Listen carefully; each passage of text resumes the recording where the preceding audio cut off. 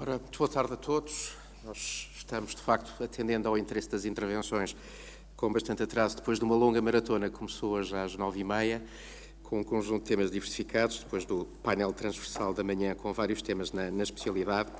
E vamos agora avançar para o último painel desta longa maratona de tratamento da Lei Quadro das Autoridades Reguladoras, tendo como tema geral, e obviamente poderá ser abordado em perspectivas mais específicas por cada um dos oradores, o processo de criação, cisão e fusão de autoridades reguladoras ou aspectos conexos. Eu próprio, episodicamente, me permiti na sessão da manhã tocar na importância deste ponto, mas em termos muito perfuntórios e gerais, um ou outro orador também o referiu, agora tratá-lo-íamos, como temos feito com os vários painéis, após o primeiro, numa ótica de especialidade. Queria agradecer muito a ambos os oradores, que são uma garantia de qualidade e de encerramento dos trabalhos da melhor forma. Sou o professor Luís Menezes Leitão, enfim, ainda para mais sabendo que tinha um dia complicado a vários títulos, quer com trabalhos académicos, quer com outros trabalhos, e muito agradeço a flexibilidade da agenda para estar hoje aqui presente connosco, e agradecer também ao Dr. Gonçalo Anastácio, enfim, sabendo também como oficial do mesmo ofício e partilhando várias atividades, o quão é difícil conciliar estes compromissos com a nossa agenda. E sem mais delongas, atendendo ao adiantado da hora, agradecendo uma vez mais a disponibilidade e a presença, passaria a palavra ao professor Luís Menezes Leitão. Bom, em primeiro lugar, gostaria de agradecer o amável convite para estar aqui presente, cumprimentar o professor Luís Moraes e o Dr. Gonçalo Anastácio e também toda a assistência, e então iria trocar algumas impressões sobre o processo de criação, extinção, fusão ou cisão das entidades reguladoras. Bom, neste caso aqui, nós estamos a assistir precisamente a um novo enquadramento do fenómeno que tem surgido nos últimos tempos, que é o fenómeno da regulação, que se tem vindo a verificar como uma modificação dos papéis do Estado administrativo, e designadamente no âmbito da sua intervenção na economia, porque o tradicional papel do Estado, como Estado empresário ou Estado prestador de serviços públicos, tem vindo a ser apagado em benefício de uma cada vez maior intervenção dos privados. Mesmo em áreas económicas, tradicionalmente o Estado não abdicava, como era a situação da prestação dos serviços públicos essenciais. E precisamente por isso assiste-se hoje em dia a um fenómeno de privatização da prossecução dos interesses públicos, com os privados a serem colocados na posição de agentes dessa função, desempenhando em mercado concorrencial ou a este equiparado tarefas que revestem manifesto interesse público e dimensão coletiva.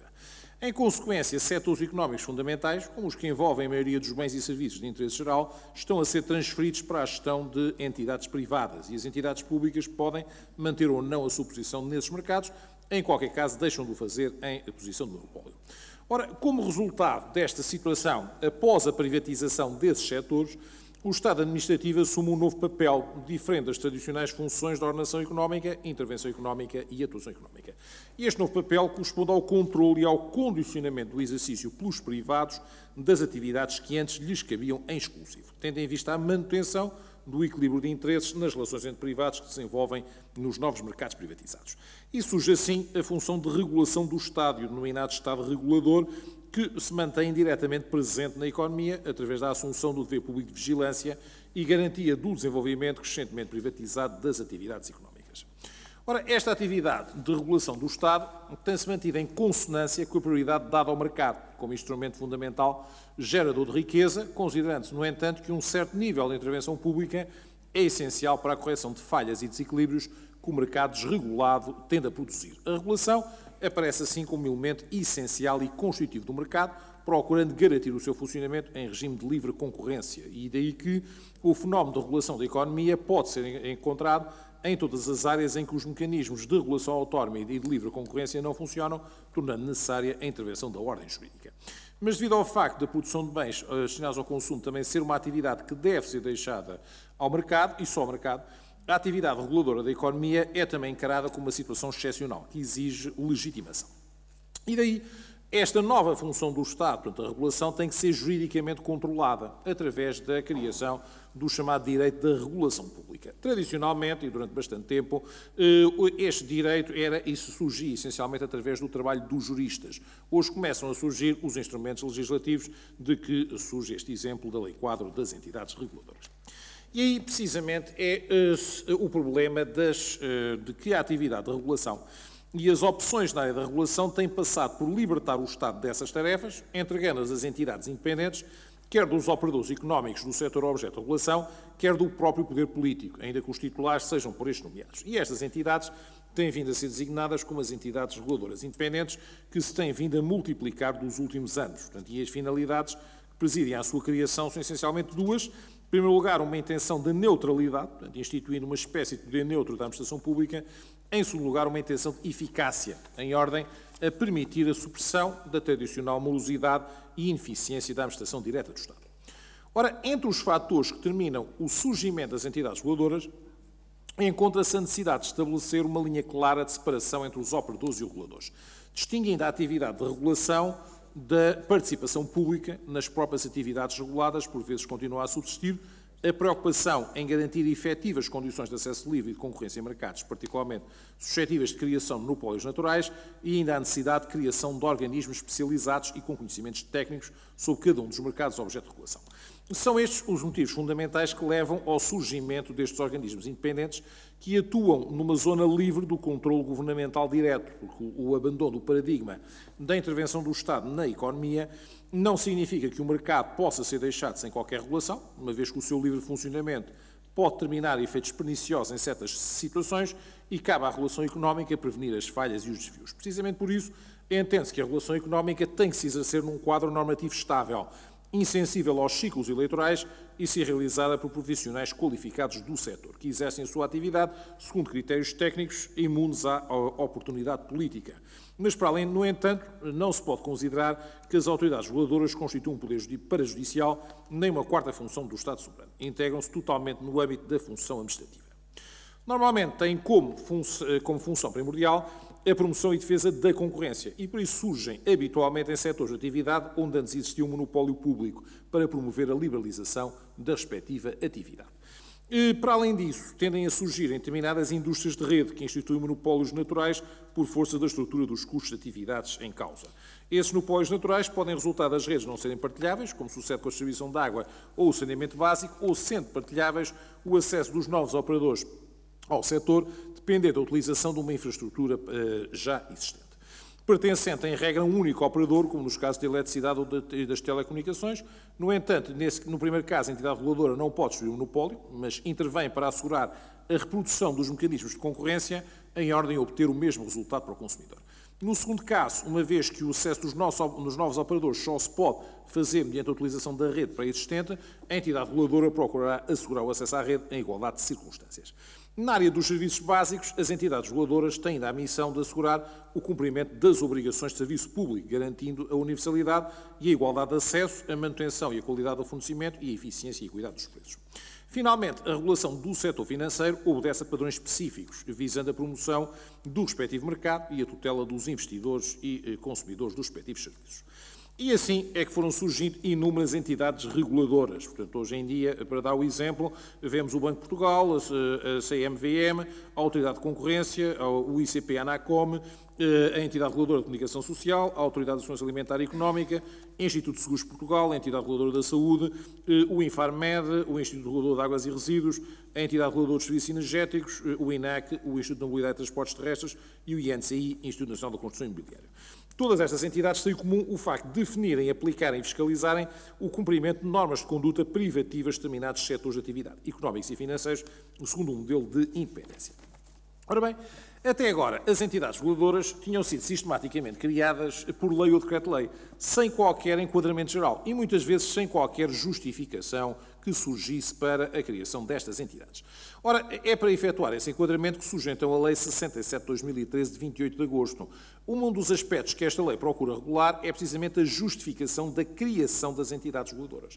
Porque o artigo 6º, número 1 da Lei 67/2013 passa a determinar que as entidades reguladoras só podem ser criadas para a prossecução de atribuições de regulação de atividades económicas que recomendem, face à necessidade de independência do seu desenvolvimento, a não submissão à ação do Governo.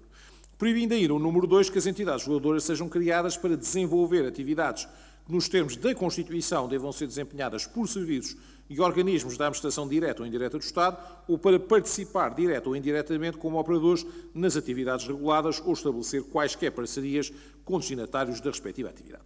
Passou a haver assim um certo constrangimento legal, portanto, onde antes anteriormente praticamente surgiam inúmeras entidades reguladoras, agora passou a estabelecer-se que tem que haver um critério para a sua criação, evitando a criação sem critério, tinha verificado nos últimos tempos, e precisamente por isso o artigo 6º, número 3, da Lei 67/2013, faz agora depender a criação de uma entidade reguladora dos seguintes requisitos: a necessidade efetiva e interesse público na criação de uma nova pessoa coletiva para a prossecução dos objetivos visados, a necessidade de independência para a prossecução das atribuições em causa e a capacidade de assegurar condições financeiras de autossuficiência.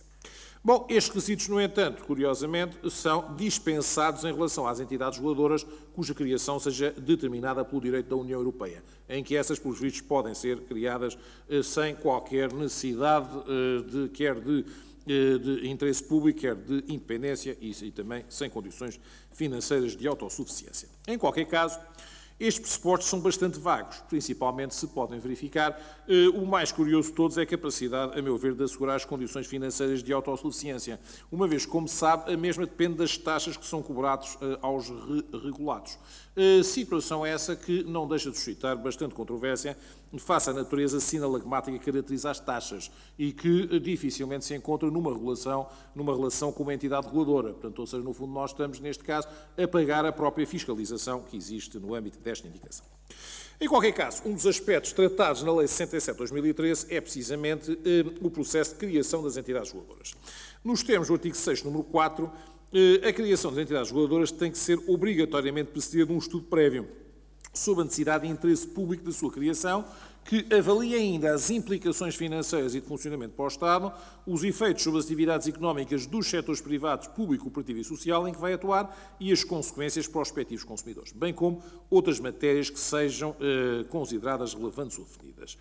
Uma vez obtido esse estudo prévio, resulta do artigo 7º, número 1, que as entidades reguladoras são criadas por lei. Portanto, embora deva dizer que, na minha interpretação, aqui está usada a expressão lei, no sentido de poder ser lei ou decreto-lei, porque o que resulta do artigo 7º, número 3, é que o Governo define e aprova por decreto-lei os estatutos das entidades reguladoras e, portanto, não parece, a meu ver, possível separar as duas indicações. O respectivo diploma tem que definir obrigatoriamente as atividades económicas e os setores sobre que atuam as entidades reguladoras e depois compete ao Governo definir e aprovar por decreto-lei os estatutos das entidades reguladoras, onde tem que ter os elementos, designação e sede, missão, atribuição e âmbito dos setores, poderes de regulação, de regulamentação, de supervisão, de fiscalização e de sanção de infrações, órgãos e composição, competências e forma de vinculação, meios patrimoniais e financeiros atribuídos, incluindo o modelo de financiamento e todas as fontes de financiamento suportadas pelos destinatários da respectiva atividade. E ainda outras posições legais de caráter especial que se revelem necessárias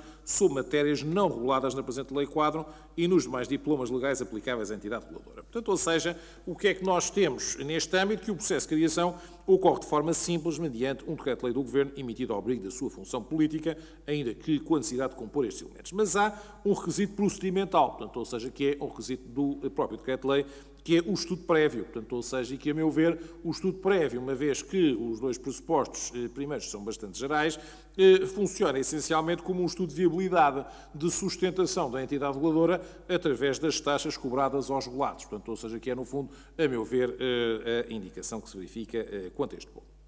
Depois temos o chamado processo de fusão e cisão das entidades reguladoras, portanto, que é totalmente omitido na Lei 67/2013. Portanto, neste caso aqui, vem-se dizer que a mesma é regulada por lei, portanto, ou seja, nos termos do artigo 8º, número 1. Ora, o que é que sucede? A meu ver, aplica-se o mesmo regime estabelecido para a criação das entidades reguladoras.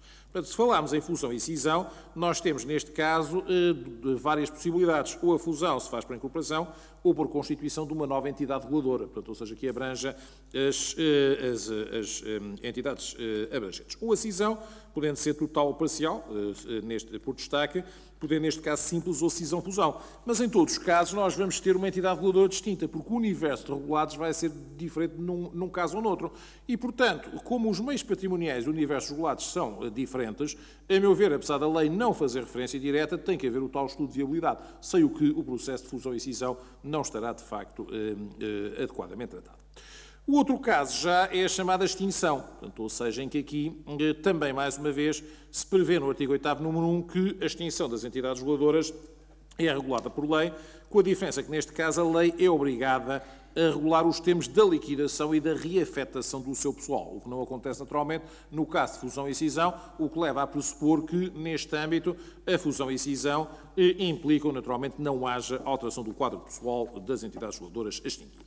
Mas aqui a extinção da entidade reguladora não é livre, mas é vinculada, já que o artigo 8º, número 2 da Lei 67 de 2013 determina que as entidades reguladoras devem ser extintas quando se verifique que não subsistem as razões que ditaram a sua criação, ou se tenha tornado impossível o desempenho da missão ou prossecução das atribuições para as quais tenham sido criadas. Portanto, ou seja, o que significa que, uma vez constituída a entidade reguladora, que o Estado determina através do próprio estudo de viabilidade, já a extinção deixa de ser livre e, portanto, o Governo não pode terminar a extinção por razões de conveniência. Portanto, ou seja, tem que verificar se subsistem as razões da criação ou se tornou impossível o desempenho da missão ou das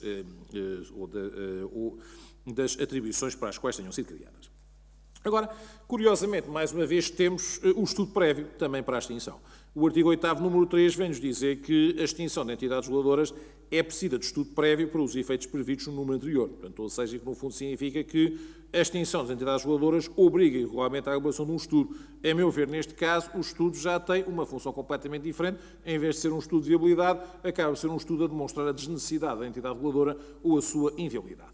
Portanto, o que é que resumimos neste caso desta indicação? A meu ver, efetivamente, não temos grande regulação, por assim dizer, passa a tautologia da criação, a fusão, cisão e extinção das entidades reguladoras. O que resulta essencialmente deste diploma é o procedimento de exigir o estudo prévio para a elaboração do próprio decreto-lei. Em qualquer caso, demonstrado esse estudo prévio com base nos pressupostos vagos, está, de certa forma, relativamente, por assim dizer, facilitada o processo de criação, extinção e fusão ou cisão destas entidades. Portanto, pareceu-me que aqui continua a haver uma grande margem e que a Lei Quadro acabou por não regular aprofundadamente este tipo de processos. Enfim, eram estas as reflexões que vos queria transmitir hoje. Muito obrigado pela vossa atenção.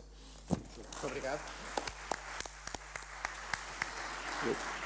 Dado o adiantado da hora, passaria imediatamente a palavra ao Dr. Gonçalo Anastácio, que creio que nos vai dar um panorama menos processual e um quadro europeu alargado sobre processos de reestruturação de autoridades de regulação.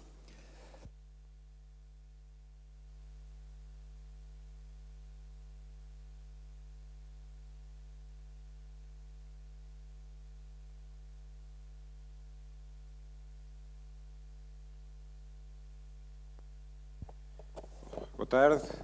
Antes de mais, os cumprimentos à mesa, ao professor Luís Moraes, e agradecendo o convite, e também ao professor Luís Menezes Leitão.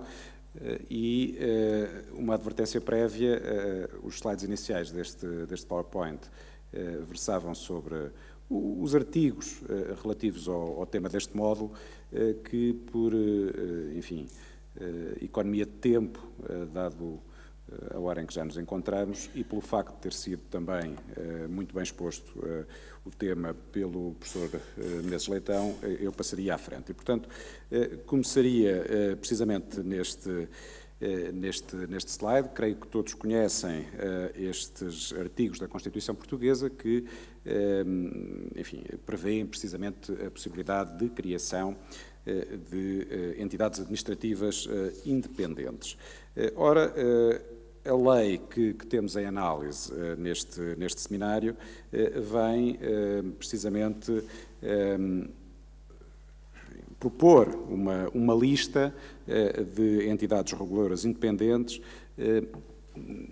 obviamente relativamente àquelas que atualmente existem, portanto não excluindo a possibilidade de posteriormente haver outras que pelas suas características possam estar sujeitas a este normativo. Mas, portanto, temos o Instituto de Seguros, a Comissão de Mercado de Valores Mobiliários e, portanto, isto leva a que se constate a exclusão do Banco de Portugal por razões, nomeadamente, de inserção no Sistema Europeu de Bancos Centrais, a Autoridade da Concorrência, a Entidade Reguladora dos Serviços Energéticos, o ICP-ANACOM, o INAC, o IMT, a entidade reguladora das águas e resíduos e a entidade reguladora da saúde. Portanto, nós vemos que relativamente àquela tipologia que encontramos na anterior lei da concorrência, perdão, no decreto-lei 10/2003 que aprovou os estatutos da Autoridade da Concorrência, há algumas ligeiras alterações, mas no grosso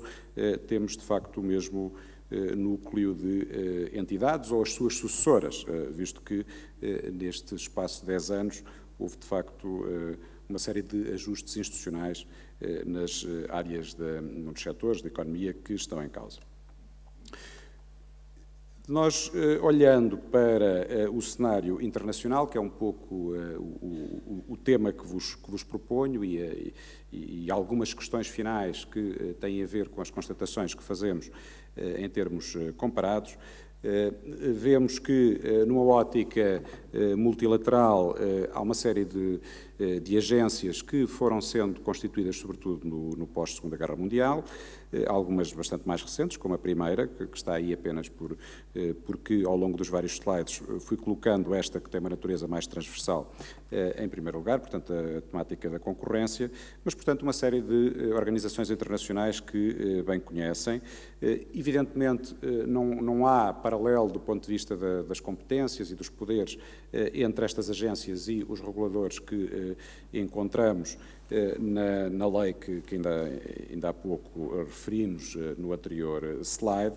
Portanto, são agências que têm, sobretudo, embora também com diferenças importantes de competências entre elas, têm, sobretudo, uma vocação de coordenação, de harmonização, também até de tentativa de, enfim, alguma harmonização legislativa em alguns casos.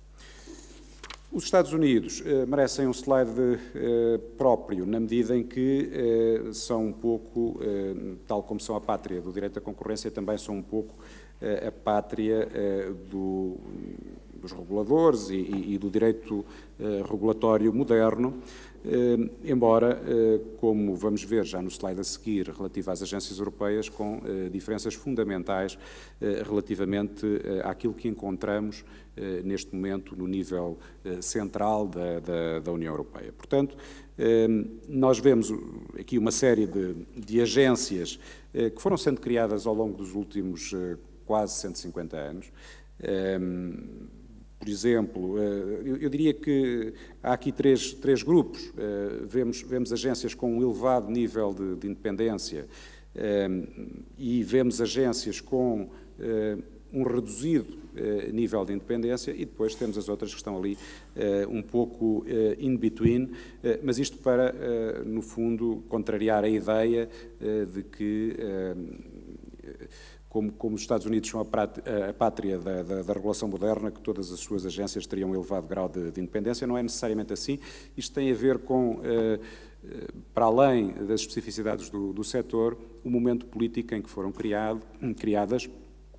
Por exemplo, nós constatamos que várias que foram criadas naquele período dos anos 30, em que o intervencionismo estatal foi evidentemente muito mais forte, e com o New Deal e por necessidades que todos conhecemos, também houve a necessidade de, nesses casos, ou nesse período, dotar essas autoridades de maior independência para haver um contrapeso à maior concentração de poder na presidência dos Estados Unidos nesse momento, bem como noutros momentos em que, de facto, a presidência teve um poder maior face, ou melhor, no jogo de equilíbrios face ao Congresso. E, por oposição, costuma-se referir o período dos anos 70, em que a administração não era particularmente forte, por várias vicissitudes que são historicamente conhecidas, e, portanto, não havia tanto esse perigo de concentração do poder no Presidente, e, por outro lado, havia um pouco a percepção alegação de que as agências tinham genericamente um poder e uma independência talvez exagerada. E, portanto, isto para demonstrar, que creio que é importante também para a nossa leitura seguinte, que há aqui um pêndulo que também vai e vem consoante as necessidades históricas de cada sociedade. Em termos das agências europeias, a situação é totalmente distinta. Nós, no caso das agências americanas, verificamos que, em termos gerais enfim, fazendo uma generalização para efeitos mais pedagógicos, identificamos funções de natureza quase legislativa ou mesmo legislativa, de natureza executiva e de natureza até judiciária. Nas agências europeias nós não encontramos nada disso, ou muito pouco disso. Encontramos, sobretudo, uma perspectiva de pesquisa, de informação, de coordenação. Por várias razões, mas desde logo por razões de raiz jurídica, por limitações jurídicas. A célebre doutrina Meroni, ainda vem do tempo da SECA, que hoje é certo que já foi muito ultrapassada, mas que continua a condicionar bastante a possibilidade de as instituições comunitárias, em particular a Comissão Europeia, delegarem em agências os seus poderes, e obviamente a impossibilidade de delegarem mais poderes do que aqueles que elas próprias têm por atribuição dos Estados através dos tratados. Mas nós vemos que hoje, a nível da União Europeia, nós temos uma pluralidade de agências cobrindo quase todos os setores da economia e aqui está apenas um apanhado, são muito mais. Eu tentei focar-me ou selecionar aquelas que têm uma ligação mais direta com setores da economia. Depois há toda uma outra temática mais puramente administrativa que não cabe aqui nesta exposição. Dentro destas agências também há, naturalmente, graus bastante distintos de capacidade de intervenção no setor em causa. Estas agências foram sendo criadas ao longo de décadas, mas a maior parte delas são muito recentes, ou relativamente recentes. Como vemos também, os países em que estão baseadas, também estão no slide, foram sendo distribuídas também pelos vários Estados-membros. O ano passado houve um acordo importante relativamente, digamos, ao próprio conceito, vocação, possibilidades de desenvolvimento destas agências e, sobretudo, uma abordagem comum que estava um pouco deficitária e foram aprovados alguns princípios, alguns dos quais nós, aliás, encontramos depois, penso que por alguma inspiração, na nova lei portuguesa, Lei Quadro das Entidades Reguladoras, tais como a necessidade de uma avaliação de impacto anterior à criação da agência, a criação de sunset ou review clauses, as avaliações a posteriori ou mesmo anteriormente dos vários programas de ação, o desenvolvimento de indicadores-chave de desempenho, etc. Portanto, uma realidade muito dinâmica em termos de direito da União Europeia e com desenvolvimentos a acompanhar e sempre com muito impacto no direito internacional. Eu diria que esse impacto tem sido mais até do ponto de vista normativo do que propriamente do ascendente destas instituições sobre a aplicação dessas normas em Portugal e nos outros Estados-membros. Na França, a França é um país com um número muito elevado de agências, portanto, eu diria uma realidade relativamente clássica de inspiração até do nosso direito administrativo e que o que está no slide é apenas uma pequena amostra e, mais uma vez, focada na regulação dos vários setores.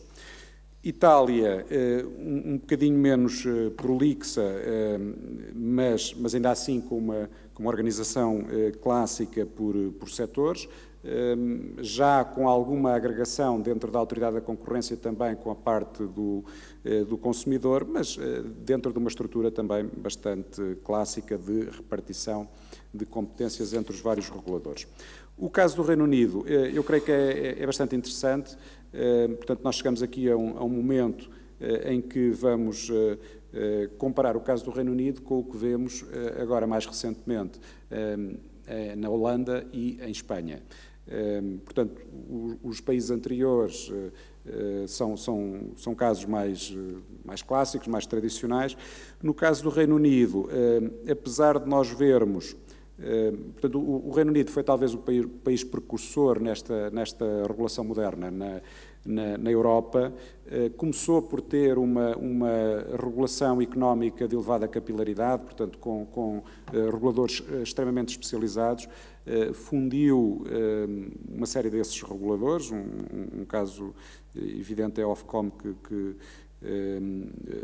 acabou por ser criada através da fusão de uma série de reguladores mais de segmento, e tem outro aspecto que é extremamente interessante, que digamos que é um dos dois caminhos possíveis, que é os vários reguladores setoriais, ou uma boa parte deles, e sobretudo nas utilities mais clássicas, têm também poderes de enforcement de concorrência, que é algo que nós não temos, ou temos de uma forma limitadíssima entre nós.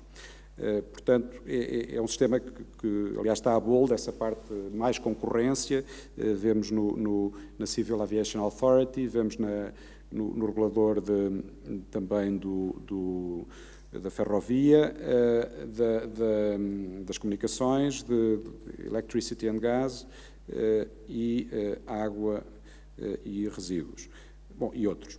Portanto, um modelo diferente. Como sabem, creio que sabem, pelo menos muitos saberão, o Reino Unido tinha aquela estrutura dupla da OFT com a Competition Commission e, portanto, isso já foi legislada a respectiva fusão e, a partir de abril de 2014, terão uma única autoridade de concorrência, a Competition and Markets Authority. Os Países Baixos, conforme eu antecipei, portanto, aqui não é um levantamento exaustivo, é apenas, portanto, relativamente à autoridade da concorrência, portanto, a recente sucessora da NMA, passou a incluir, para além do consumo, que já lá estava, portanto, tinha a concorrência e o consumo, passou a incluir também as telecomunicações, o setor postal e o consumo, como disse, já estava. Em Espanha, é o caso mais gritante, mais chocante para quem não defende este modelo. Como sabem, foi criada recentemente, e seguramente que isso já foi aqui referido noutros painéis, uma mega agência, a Comissão Nacional de Mercados e Competência, que veio reunir as competências de 7 reguladores anteriores. Portanto, para além da Comissão Nacional de Competência, o regulador da energia, das telecomunicações, da ferrovia, dos serviços postais, dos aeroportos e dos audiovisuais. Portanto, isto foi uma escolha extremamente polémica, que deu asa a uma discussão muito acesa e que eu diria que ainda é cedo para fazer um balanço. Agora, dada a proximidade, não só, enfim, fronteiriça, mas também da operação dos agentes económicos, cada vez mais, de um e do outro lado da fronteira, acho inevitável também que a questão se coloque aqui. Não quer dizer que eles tenham razão e que este seja um bom caminho, aliás, qualquer destes caminhos que aqui está, mas creio que é uma alteração demasiado importante para nos ser indiferente. E já vamos ver qual é o seu drive, quais são as vantagens e eventuais inconvenientes. Bom, para além disto, deixou-se de fora reguladores mais clássicos como o Banco de Espanha, a Comissão Nacional de Mercado de Valores, portanto, equivalente à nossa CMVM, o regulador dos fundos, dos seguros e dos fundos de pensão e também do jogo. Bom, este slide, creio que é interessante, embora seja difícil fazer este tipo de análises, enfim, com base num slide e em tão pouco tempo, mas o que tem é uma comparação de autoridades de concorrência numa série de países, selecionado, quer dizer, inevitavelmente há alguma manipulação, porque eram muitas dezenas de países, a fonte é a Global Competition Review de meados deste ano, e, portanto, o que comparamos aqui é o número de funcionários, o orçamento e o rating que esta publicação dá a estas autoridades. Portugal está aqui em baixo apenas porque a ordenação está feita por número de funcionários e, portanto, destes que aqui estão é a autoridade de concorrência que tem menos funcionários. Há algumas que têm ainda menos funcionários. Devo dizer que poucas.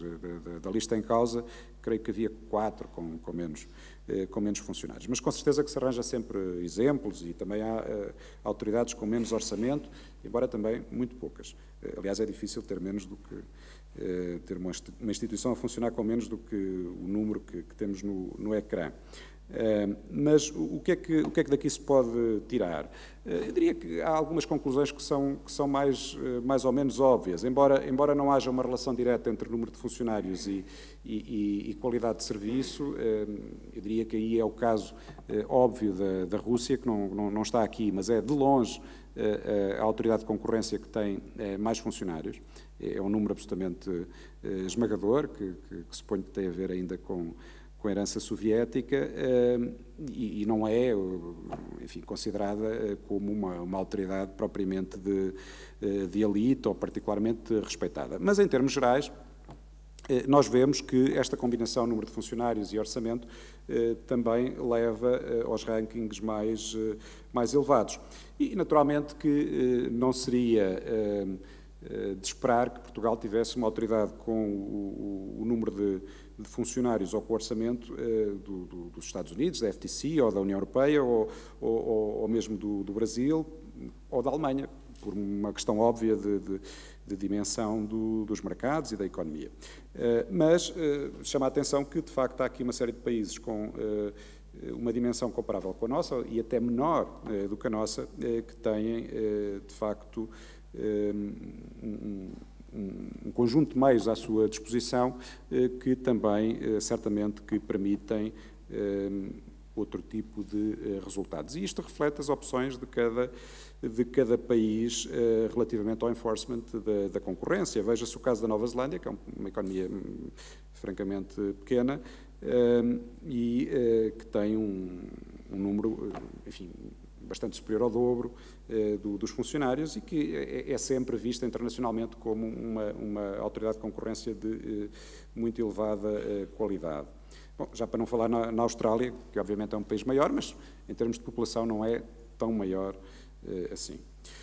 Bom, não temos tempo para uma análise mais detalhada, mas o PowerPoint também está à disposição e podemos comentar um pouco a seguir, se houver interesse nisso. O memorando da Troika, uma das constatações que faz e uma das exigências que faz, portanto, a constatação vai no sentido, precisamente, da necessidade de um enforcement maior de direito da concorrência em Portugal e, portanto, estava claramente no seu programa reforçar o papel da autoridade de concorrência e a revisão da lei da concorrência, que, como sabemos, conferiu poderes muitíssimo mais fortes à autoridade da concorrência. E, para além disso, em termos mais genéricos, também apontou para a garantia de independência das autoridades reguladoras e a necessidade de aprovação desta lei-quadro, que era algo que já vinha a ser, digamos, proposto, pelo menos há 10 anos, de uma forma mais estruturada, com projetos legislativos totalmente prontos, enfim, chave na mão. Depois, recentemente, portanto, nas últimas semanas, na verdade, o guião da reforma do Estado relativamente à criação ou às autoridades reguladoras em geral vem propor o seguinte, portanto, contrariar a proliferação de reguladores setoriais, isto joga aqui diretamente com o nosso tema da criação ou não de autoridades reguladoras. Portanto, aparentemente, a perspectiva do Governo é de não criação, ou pelo menos de não proliferação de reguladores. parece estar aqui subjacente o entendimento de que este número é adequado e, eventualmente, poderá até ser excessivo. Garantia de independência dos reguladores não pode confundir-se com a ausência de escrutínio, portanto, aqui uma ideia que eu creio que tem vindo a ganhar espaço na nossa sociedade, de que é necessário também um maior escrutínio dos reguladores. A independência que os reguladores têm, muito bem, tem como contraponto a necessidade de um maior grau de escrutínio, por várias razões, mas desde logo porque não têm a legitimidade democrática de eleição que outros órgãos têm, e, portanto, é um contraponto essencial desse acréscimo de poder e de independência. Bom, e cá está o reforço do enforcement da concorrência,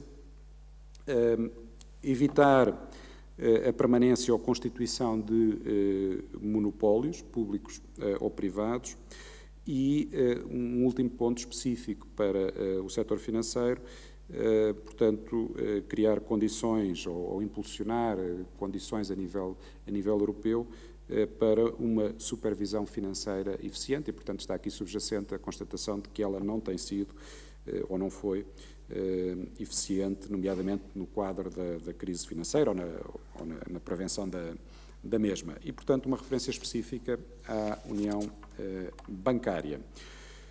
Bom, isto traz-nos também ao tema específico, esta comparação internacional, da eventual agregação da concorrência com o consumo.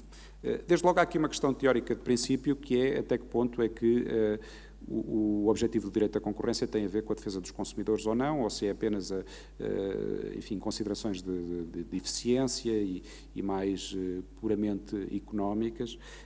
Mas o que nós constatamos, e isso vai se tornar mais evidente no slide seguinte, é que, em termos internacionais, hoje em dia, a maior parte dos países adotaram essa junção. Isso não quer dizer que esses países tenham razão, não é um argumento que me impressione demasiado. Agora, acho que é uma constatação que nos impõe refletir se esse modelo, de facto, é adequado ou não, e se estamos a fazer as coisas bem feitas. Sendo que há aqui também um outro aspecto que é importante, que é países diferentes têm estádios diferentes de enforcement, quer do direito à concorrência, quer do direito ao consumo, e que podem aconselhar, enfim, que haja também ritmos diferentes desta consolidação. Mas, portanto, nós vemos que os dois temas, a nível da Constituição, estão igualmente protegidos, portanto, a concorrência e o consumo, aliás, nos mesmos artigos, e também vemos que existe esta perspectiva de que há uma série de setores em que a regulação setorial poderá vir a deixar de ser necessária e, então, passar-se-ia para o mero enforcement da concorrência, portanto, deixaria de, num cenário em que já não havia problemas estruturais de mercado, ser necessário, em alguns setores, a existência de regulação setorial específica. O que, enfim, é discutível, mas já vamos ver mais à frente. Em qualquer caso, ao longo desta eventual transmissão deste caminho, a temática da proteção dos consumidores é sempre presente. Bom, nós vemos que são, como disse, a maioria, os países que agregam hoje na mesma instituição, portanto, o enforcement da concorrência e da proteção do consumidor, e constatamos que essa agregação é feita quer ao nível da elite, dos países que têm melhor reputação e apresentam mais resultados em termos de enforcement de concorrência, como de outros mais modestos, que são newcomers nesta matéria, eventualmente por razões financeiras ou de cópia de modelo. Quer dizer, eu pus aí o Burkina Faso por isso mesmo, mas quer dizer, são muitas dezenas de nomes que podíamos aqui incluir, e dentro de vários estádios de desenvolvimento, portanto, desde os países mais respeitados nesta matéria até aos intermédios e representantes de quem está a começar nestas lides. Bom, um tema, portanto, que fica para para reflexão e eventual debate. Em termos mais gerais, e portanto não especificamente da agregação do consumidor, o que é que se costuma dizer tradicionalmente a favor da agregação de reguladores e que eventualmente terá estado na base daquilo que aconteceu em Espanha, na Holanda, etc. Num país como Portugal, portanto, o primeiro argumento, na verdade, não é, eu diria, aplicável à Espanha, portanto, onde terão sido até, penso eu, dois tipos de razões de outra natureza. O primeiro argumento é um argumento que é aplicável ao nosso país ou a países mais pequenos que o nosso. Portanto, é uma questão de escala. E este é um argumento que eu diria que é mais para os economistas e eventualmente poderá estar algum que queira comentar este tema. Portanto, não é um tema para um jurista como eu, mas eu ouço os economistas por vezes dizer que há uma escala adequada para a regulação e que, sobretudo em alguns setores, países com a nossa dimensão, que dificilmente terão essa escala adequada. O que não é um argumento categórico, isto é, isso não quer dizer que não se faça essa regulação setorial em Portugal. Poderá quer dizer é que não terá a mesma adequação ou a mesma eficiência, que terá outro tipo de limites. Claro que há aqui vários valores a sopesar, desde logo a soberania, não é? Mas, portanto, a ausência de escala de mercado e número reduzido de regulados. Nós temos uma série de reguladores que, quando foram criados, tinham um ou dois regulados. Veja-se a ERSE, quando foi criada, enfim, era de facto essencialmente a EDP que estávamos a falar, não é? Nos caminhos ferroviários, com o INTF, quer dizer, há vários exemplos. E, portanto, não só a dimensão do mercado, mas o número de operadores pode ser aqui um constrangimento sério. Por outro lado, o risco de captura. Portanto, um regulador maior pode, eventualmente, limitar o risco de captura do setor sobre um regulador que tem uma regulação de um mercado muito específico. E nós sabemos, enfim, é da literatura, mas vemos isso por vezes a acontecer, que este é um risco real. Por outro lado, a ligação funcional de alguns temas. É o caso mais óbvio até do sistema financeiro, portanto, tem sido muito debatida e vários países fizeram essa agregação dos vários reguladores do sistema financeiro, outros fizeram e depois desfizeram e enfim, acabaram por ajustar o modelo, mas é um caso evidente em que há uma lógica conglomeral que é um argumento muito poderoso a favor de uma agregação da regulação. No caso do sistema financeiro, não necessariamente como fez o Reino Unido há uns anos com a FSA, mas, portanto, com a agregação num único regulador, mas, eventualmente, como mais modernamente se tem defendido, o sistema Twin Peaks, que acaba por ser adotado agora recentemente no Reino Unido, portanto, a divisão entre a parte prudencial e a parte comportamental. Mas, como disse, isto não é aplicável apenas ao sistema financeiro, essa ligação funcional existe numa série de outros setores e, seguramente, entre a concorrência e uma série de outros setores. Evitar conflito de soluções. Este conflito de soluções pode acontecer e acontece entre reguladores setoriais, mas acontece até com maior probabilidade entre a concorrência e o regulador ou um dos reguladores setoriais. E, portanto, acho que isto não é novidade para ninguém, portanto, existe esse risco que seria limitado com essa agregação. Depois, a questão da transparência, quer dizer, uma entidade muito pequena provavelmente é menos transparente, ou pelo menos é isso que na prática tenho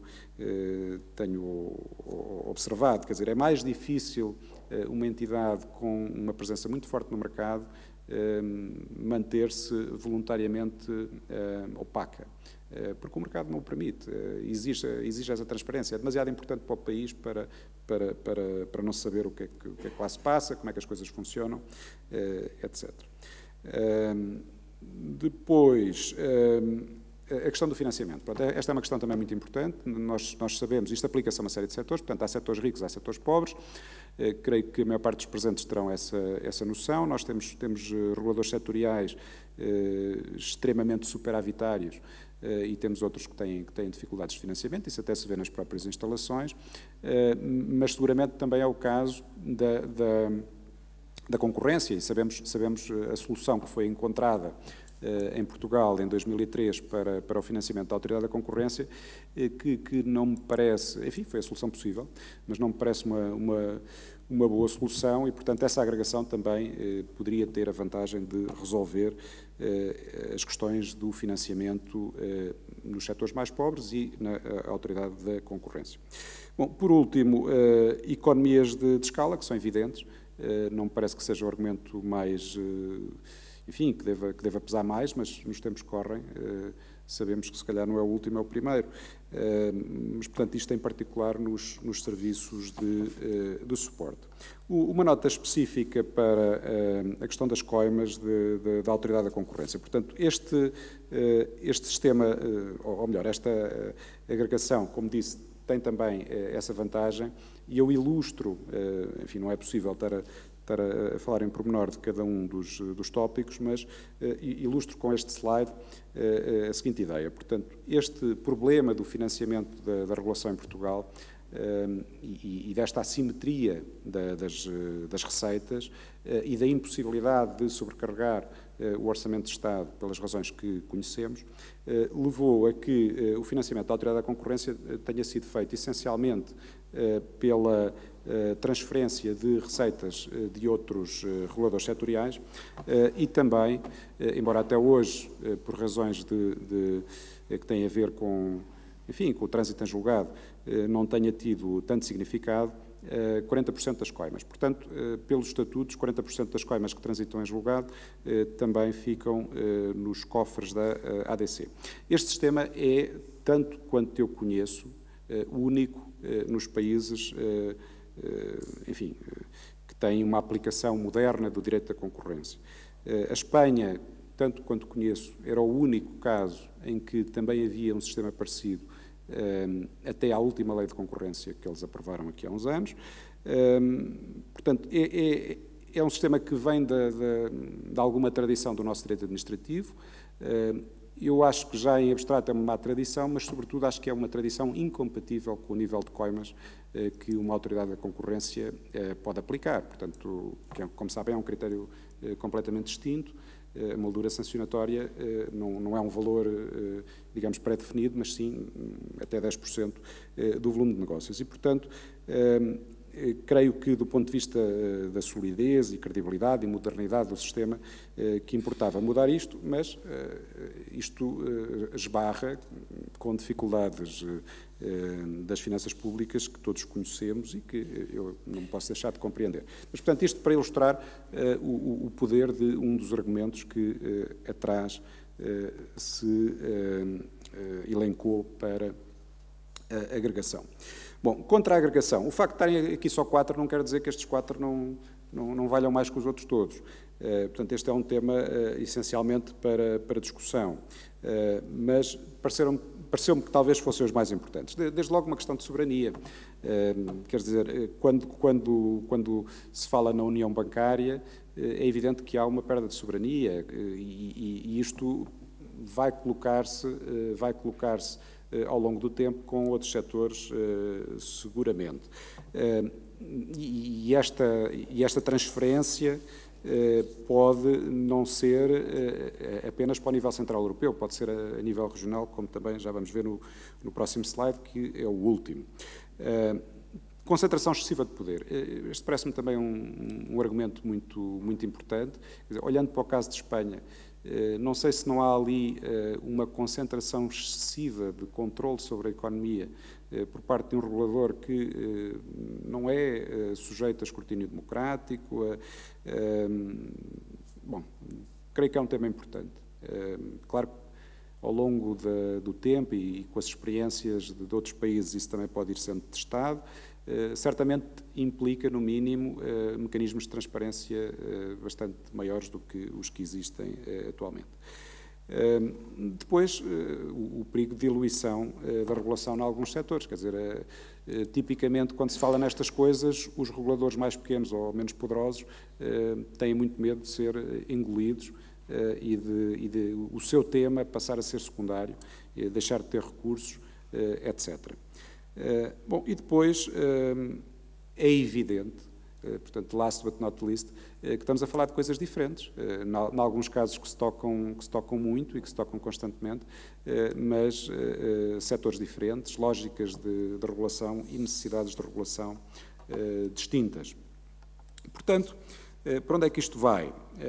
Algumas perguntas com que vos deixo. Será que nós vamos assistir noutros setores a uma agregação da regulação económica e da regulação técnica, como por exemplo foi a opção no ICP-ANACOM, mas não foi a opção noutros setores, como por exemplo a energia? Será que isso é uma boa ideia? Será que vai acontecer? Agregação geográfica regional. Se nós temos um mercado ibérico da eletricidade e estamos a pensar num mercado ibérico do gás, isto é possível funcionar como deve ser, sem haver uma harmonização maior a nível regional, portanto, neste caso a nível ibérico, não apenas normativa, mas também institucional, portanto, de aplicação. Nós sabemos que as mesmas normas, aliás, o direito da União Europeia ensina-nos isso todos os dias, as mesmas normas podem ter uma aplicação muito distinta por aplicadores diferentes. Eu não estou a defender esta solução, mas é algo que não pode deixar de aparecer. A agregação geográfica europeia, portanto, o caso da União Bancária é o mais evidente, que já falámos.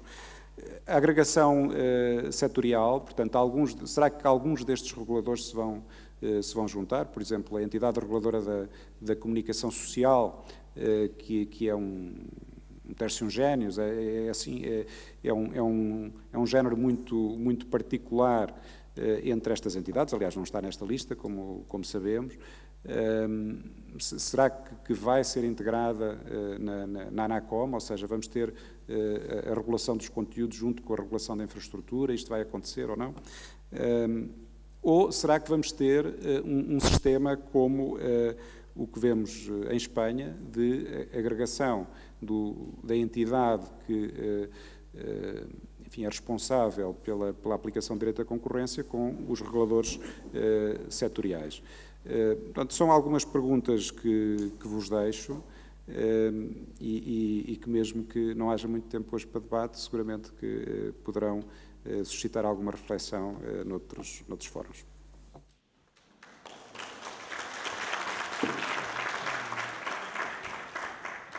Agradeço muito ao Dr. Gonçalo Anastácio por este panorama muito exaustivo de uma arquitetura institucional da regulação económica em termos comparados e também de dinâmicas evolutivas destas estruturas de regulação em termos internacionais e na Europa.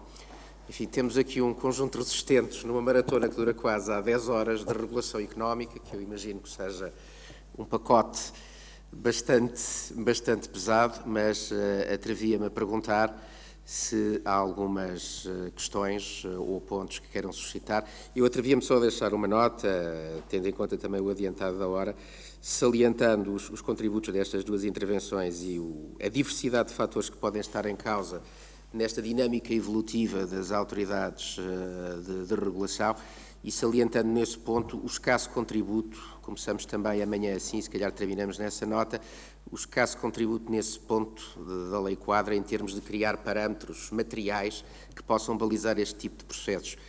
Como justamente destacou o Sr. Luís Menezes Leitão, os requisitos são fundamentalmente procedimentais, aqueles que estão previstos na Lei Quadro para enquadrar esta dinâmica evolutiva das autoridades de regulação, e há muito pouco que nos possa auxiliar em termos de parâmetros materiais e, enfim, relevantes em termos de teoria institucional da regulação, como creio ter sido enfatizado pelo Professor João Confraria também logo no painel da manhã. Mas, dito isto, não sei se há questões.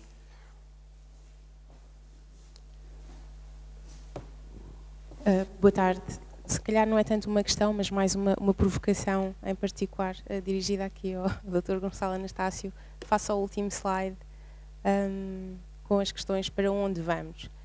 E a minha questão é, achei interessante não ter feito aí uma teorização de agregação ao próprio nível europeu, dada esta tendência cada vez mais agregadora da Comissão Europeia de concentrar em si muitos dos assuntos e de criar quadros harmonizados ao nível europeu e que vem progressivamente tentando retirar competência aos Estados-membros, porque é que não ensaiou aí uma tentativa de agregação a nível comunitário?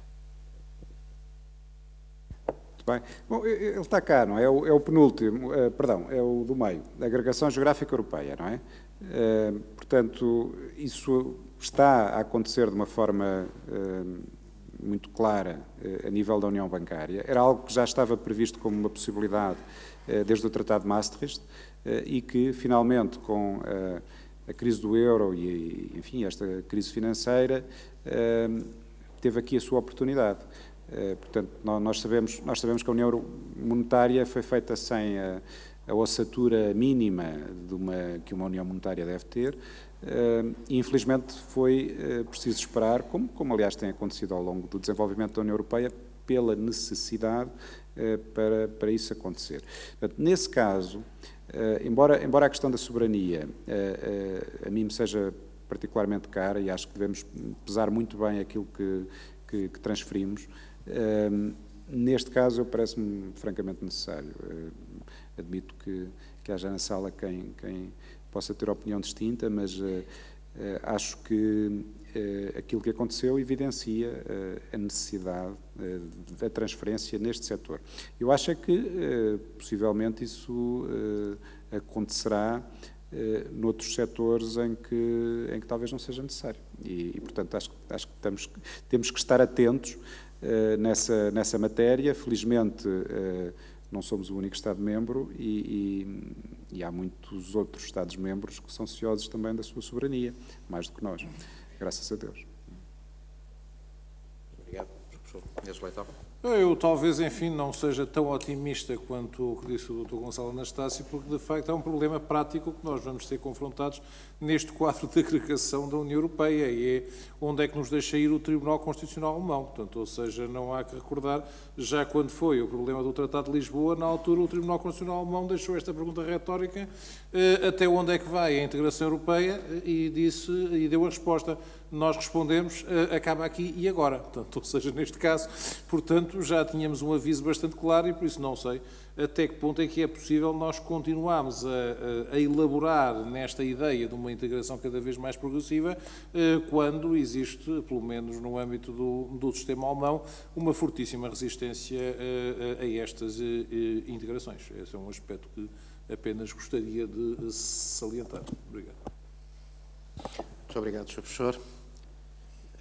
Enfim, havia aqui um leitmotiv para uma discussão densa e complicada, em que não me atrevo sequer, neste momento e a esta hora, a entrar. Agradeço muito esta nota final do Sr. Professor Luís Menezes Leitão e, então, agradecendo mais uma vez aos oradores, agradecendo a todos os oradores e salientando só dois aspectos, vamos confirmar isso por e-mail com todos os oradores, vamos disponibilizar a gravação vídeo no site do Instituto Europeu e do IDF, desde que haja consentimento dos oradores para isso, e serão também disponibilizados os PowerPoints e outros materiais. Eu próprio vou procurar verter num outline, passe o anglicismo, os tópicos da minha intervenção, e todos os materiais escritos estão também disponibilizados nos sites do Instituto Europeu e do IDF. Muito obrigado a todos.